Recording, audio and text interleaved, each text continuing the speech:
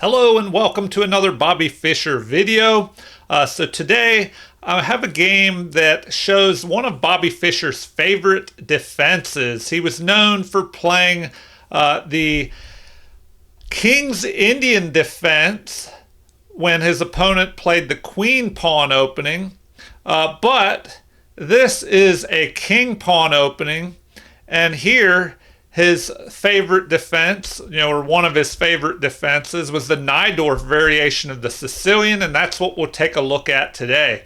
So Fischer, he played this game in 1959, so he was about 16 years old, and he's playing against Vasily Smyslov.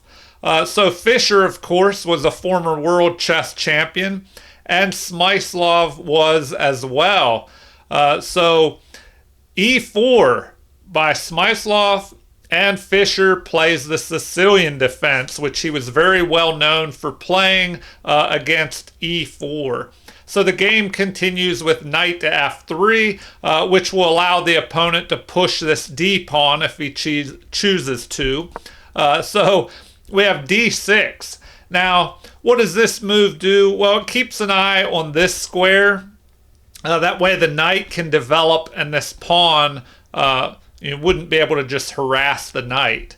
So the game continues with d4 being played. So now if that's captured, the knight can capture instead of the queen, which would be harassed by this knight if the queen captured. So we have capture, recapture, and this is the open Sicilian, which can be quite complicated, tactical.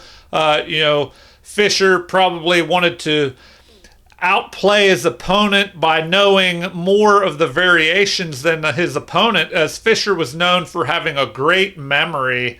I once read that Fischer could hear an entire conversation in a foreign language and then repeat back a paragraph in a foreign language, and maybe he didn't even understand the language or only part of it. So anyway, back to the action. We have knight attacking in the center here. Knight to c3 being played, defending the pawn. And this, Fischer plays a6. This is the Najdorf variation, which when I was, younger, getting a little bit more serious about chess, I liked games of Bobby Fischer, but little did I know when I was copying his openings that they were pretty complicated. So, I won games with this Najdorf variation, but it was also complicated. I also lost some games because it was probably more complicated than I should have been playing. But if you like tactics, by all means try out the Najdorf variation. I'm not quite as good with calculation and tactics. I'm probably more of a strategic player, so maybe this wasn't a good fit for my playing style. So the game continues with bishop developing here, threatening to maybe capture and double pawns up here. Also, I'll mention this a6 move keeps an eye on this square, which keeps the bishop and the knights out of there. Also, in the future, this b pawn can push forward and start storming the queen side here if white castles there, which many times in the Sicilian, that is where white will castle. So we have e6 being played, and now if the bishop just captures here, the queen could recapture, possibly preventing any kind of doubling of pawns. So the game continues with pawn pushing forward here, threatening to attack on the king side here, either pushing this pawn in the center or pushing this pawn in the future. So Fischer decides to break the pin on the knight because there was a threat of pushing here, pinning that knight, the knight would be pinned, possibly trying to capture it. Although you could, counterattack here with this pawn. So the game continues with queen developing, and now white is ready to castle on the queen side. The queen is targeting squares through the middle and aiming at the rook. And the game continues with queen developing to c7, a common move in the Sicilian, because the king will probably castle queenside and the queen will be lined up on the king. Also, this pawn will want to push forward, and if things open up and the queen is lined up here, the attack on that rook can be blocked with a fianchetto of the bishop here, which would counterattack the queen. All right, so game continues with castling on the queen side, getting the king to safety behind the wall of pawns, bringing the rook to the center on this half-open file, targeting this pawn here, which could be weak, depending how the game progresses. So we have knight developing, backing up the other knight, and this pawn pushes forward, gaining more space on the king side, because where is black's king going to castle? If the king castles to the king side, well, it's already the beginnings of a pawn storm here. When you have opposite side castling, with white castling on the queen side, if black castles on the king side, then a lot of times it's a race with pawn storms on both sides of the board, and whoever can break through first will have an advantage. So in the Sicilian, in this Najdorf, a lot of times it can be better to just keep the king in the middle. But let's see what happens here. So Fischer begins his pawn storm, pressing forward here, threatening to keep going, chasing the knight, gaining more space on the queen side.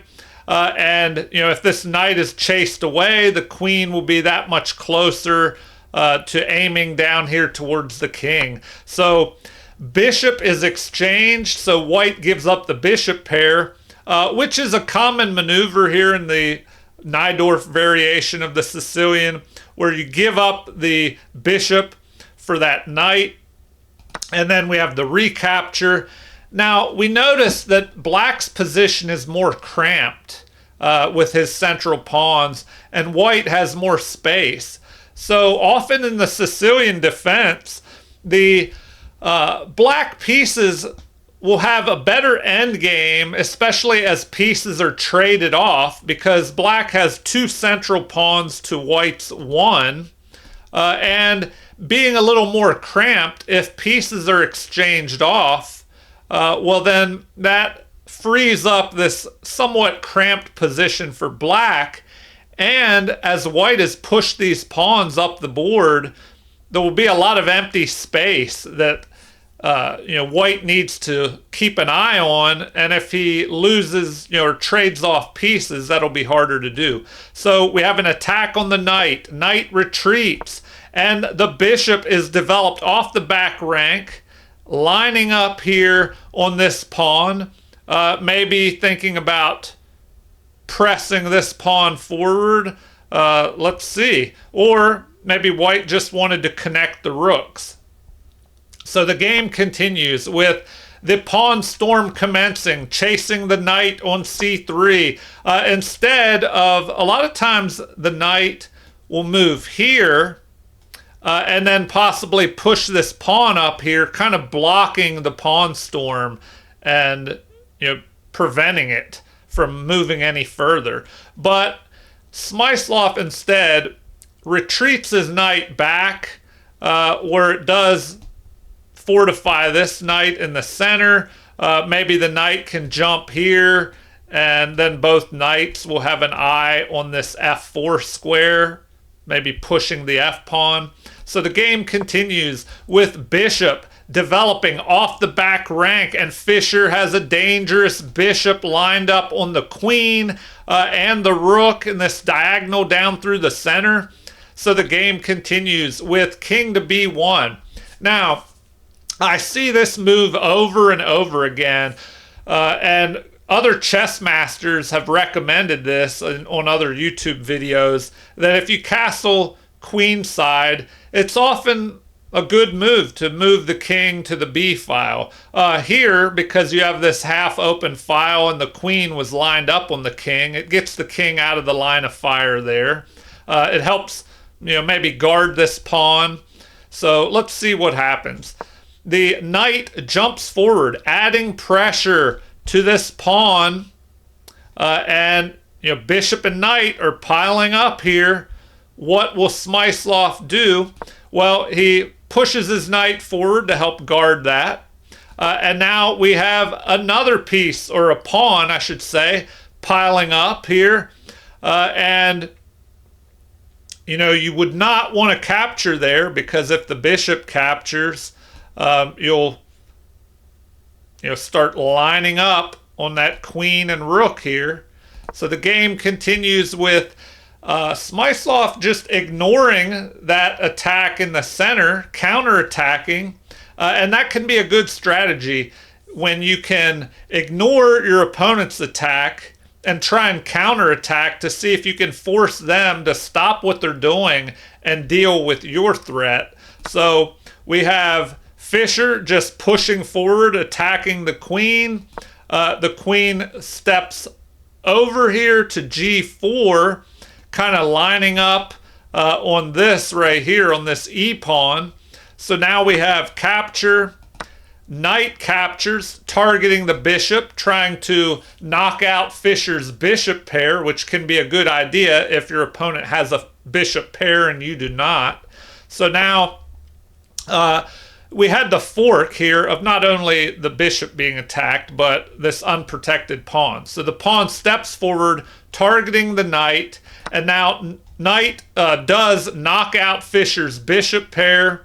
But the game continues with queen recapturing behind the passed pawn here. So Fischer has this passed pawn in the center. Will that be an endgame advantage, or will it be difficult to defend so far up the board without another pawn to protect it? Pieces will have to protect it. So already there is a knight and queen putting pressure on that pawn. But at the moment, Fischer has knight, bishop, and queen all backing that pawn up. So the game continues with the queen stepping closer to the center here. Maybe with the idea of stepping up here, attacking the queen and the rook, forcing a queen trade. So now the game continues with castling by Fischer. And if we take a look at that, the rook jumps forward here. So what is this rook trying to do here? Maybe stepping forward in order to bring the other rook in and double rooks on the open file, trying to take over the open D file. So the game continues with Fischer fighting for that open file. And now the rook, instead of doubling rooks here, we have rook to f6 being played. So a queen rook battery, putting some pressure on this pawn, but at the moment we have king, queen, rook all guarding that. So the game continues with rook pressing forward here. So now Fischer maybe is going to try and double his rooks up on the open D file. And then with that, there could be a back rank mate threat here. If one rook pushes forward, it's captured, and then the second rook could deliver a back rank mate. So this move, bishop to g4, is played to keep an eye on that d1 square to prevent any future back rank mate threats. And now we have interesting move by Fischer. The knight drops back, but it's attacking the rook here. And this rook is really looking very limited as far as options. So what will white do here? Well, it's ignored, but now Fischer, instead of just attacking and taking over here, grabbing the rook with the knight, the pawn is pushed forward. So the further a passed pawn moves up the board, the more dangerous it becomes. And Nimzovich, who wrote a very famous book, My System, he mentioned that a passed pawn is like a criminal that should be kept under lock and key, that you want to blockade that pawn. So, a knight would be a great blockader. Maybe get that knight in there to stop the forward momentum of that pawn. So that is not played. Instead, Smyslov pushes his pawn to b3, maybe giving his king a little escape hatch to stop any back rank mate threats in the future. So now we have rook on the 7th rank. Usually a powerful idea when you can get your rook on the 7th rank and the pawns are under pressure here. The game continues with Smyslov trading bishop for knight here. So we have a capture. Rook drops back to capture instead of the queen. So because the queen is keeping an eye on that pawn now that it is pressed forward. So if we look at the position here, white has a pawn majority of 3 versus 2 on the queen side. But notice how this single B pawn is preventing the A and the C pawn from pushing forward. So that one pawn is holding back 2 for the moment. Fischer does have this dangerous passed pawn far up the board, but can it become a weakness? Because right now only the queen is guarding this pawn. So time will tell. On the queen side, another majority. So Fischer's ahead by 1 pawn overall in material. And so the game continues with rook getting in front of this passed pawn, adding more pressure along with the queen here. And there's only 1 defender at the moment. So what will Fischer do about this pawn? And one other thing to mention, we see we're in an endgame. If the rooks and the queens were all traded off, we would have a knight versus a bishop endgame. And that usually favors the bishop, especially if there are pawns on both sides of the board, because the bishop can more quickly zip back and forth across the board, whereas the knight would have a slower time moving from one side to the other. But if there were only pawns on one side of the board, then the knight wouldn't be a problem. So Fischer defends that pawn, and what does his opponent do? Now he decides to push forward here, maybe trying to get counterplay against Fischer's king here. So the game continues with the queen centralizing a bit here, but still keeping an eye on this pawn. Also, now the queen is eyeing this pawn. So, Fischer could maybe in the future create threats of his own, piling up on this c pawn. So the game continues with queen to c4, blocking Fischer's queen, offering a trade of queens, which would wreck the pawns on the queen side here. So what does Fischer do? He accepts the queen trade, wrecking his opponent's pawns. Although, maybe the king could march up the board here and try and target this pawn. It could be protected, but then, one of the other pawns could push forward and add pressure, either here and here or the other way, but probably the A pawn. All right, so the game continues with the rook. Fischer pushes forward, forking the pawns here. So, how will things continue? We have this passed pawn pushing forward, threatening to keep going, attacking the bishop here as it's backed up by the rook from the side.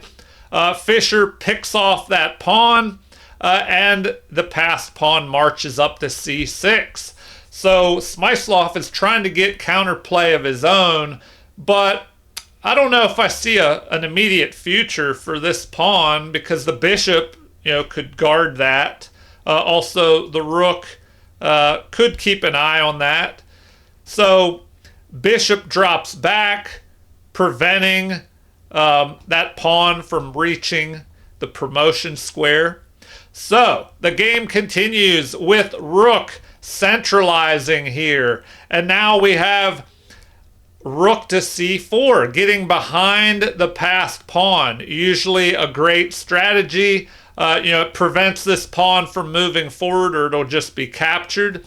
So now we have the king getting into the action. Also very important in the endgame. You must use your king if you can, especially if queens are off the board and the king is not able to be threatened. So Fischer does likewise, activating his king, moving it a little bit further up the board, and the king attacks Bobby Fischer's rook here. So, what will Fischer do next? Well, he sidesteps that attack, targets another pawn and the knight at the same time. So knight drops back, blockading the pawn, freeing the rook from guard duty on that pawn. And often it's a great blockading piece to use a knight here and get it in front of the passed pawn. So Fischer, instead of going after this pawn, which he can take his time and pick that off, instead he tries to trade off more material because he's ahead by 2 pawns already. So the more pieces that he can trade off, the more his 2 extra pawns will help decide the end game here. So rooks are doubled. We have Fischer attacking the knight, which is no longer protected here. So knight jumps forward, attacking the rook. So Fischer exchanges off material. Rook recaptures. And now Fischer tries to trade off another rook here.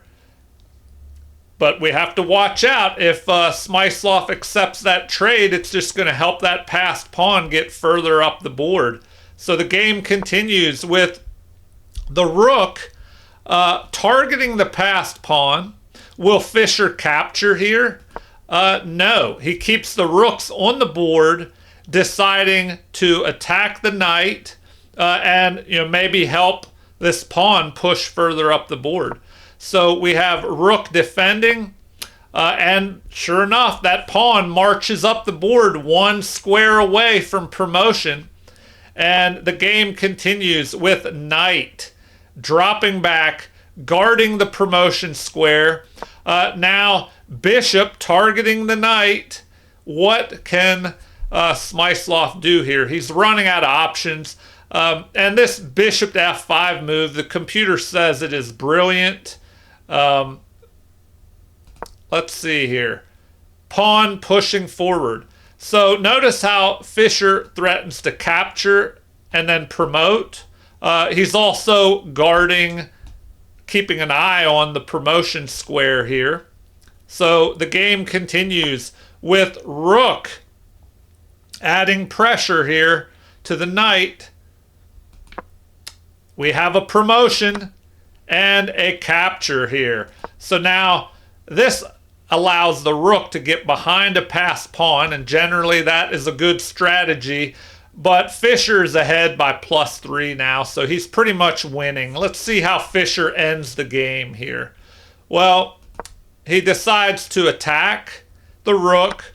Finally, that dangerous passed pawn is picked off, but now we have capture, and Fischer just grabs another pawn. So he traded one advantage in that passed pawn for another one, and now Fischer has a pawn majority, but after capture, now it's back to +2 advantage, and that should be enough to win when you have 2 extra pawns, especially with Fischer now targeting this pawn. So the rook is forced to defend, and the rook is also doing a good job of cutting the king off, preventing the king from going up here and targeting this A pawn. So what will Fischer do to finish things off? So we have the H pawn pushing forward. Okay, and so now if you're behind in material, you want to exchange off as many pawns as you can to prevent your opponent from having all these pawns that could possibly promote. So after recapture, we have white pushing his pawn forward, and Fischer does likewise on the king side here. So this pair of passed pawns is going to be very dangerous, and that's definitely a winning advantage there. So Smyslov hangs in there, trying to find some kind of counterplay. There's this possible threat here of forking the king and the other pawn, and then creating a passed pawn over here. But what does Fischer do? He just takes care of that threat, playing a nice, safe, defensive move, covering the pawn, blocking any checks on his king there. So Smyslov targets the rook. The rook steps to the side, but is protected by this pawn. So now this is where Smyslov resigned, because how could the game continue? Well, the computer recommends centralizing here, and then the rook would just step over again, and now we have what? King, actually rook to c8 is recommended. So getting up here behind the passed pawn perhaps, and then let's see. Well, before I dig into this endgame, let's go back to where it actually ended. Let's see. Here and here. So, or it didn't even go that far. The game ended right here. So let me delete this move. So this is where the game ended. And before I, maybe go on and show how Fischer could have gone on to win, we'll do a quick game review here. So Fischer played at 91.7% accuracy and his opponent played at 86. And Fischer had one brilliant move and one great move. He played at a 2800 level. His opponent played at 2250 equivalent here. And let's see, his opponent had 2 inaccuracies. Fischer had 0. They both had 3 mistakes. Smyslov had 2 missed opportunities and Fischer only had 1. No blunders. In the opening, it looks like both players played with 100% accuracy in the opening there. And then middle game, 79.2 for Smyslov, but 88.7 for Fischer. And then in the end game, 86.9 and 93.6 for Fischer. So Fischer just outplayed his opponent in the middle game and the end game there. And once again, back to what could have been played.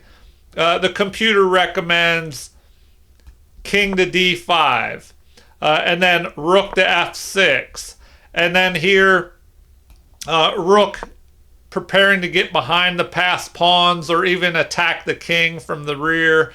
So now g4 is recommended, just running with that passed pawn, and now king tries to get closer to it.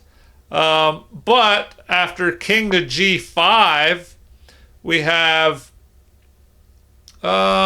rook checking, king to h4 to help escort this pawn, also preventing the rook from getting behind it. And this rook does a good job of cutting off the opponent's king and guarding. So, I don't know, this should be enough here. I'll stop here because the rook is cutting the king off from being able to help stop these passed pawns. I mean, what could be played? It looks like that's the best move. But then now the rook can march all the way down to here and guard this promotion square of g1. And it looks like rook to c4 would be best to stop that pawn from moving. But now you have h3, just helping to escort the pawn forward. So Fischer, would definitely be able to win this with the 2 extra pawns. All right. Well, feel free to leave any comments. I always enjoy hearing what viewers and subscribers have to say. And if you haven't already, please like and subscribe to support the channel. Thank you for watching and have a super chess day.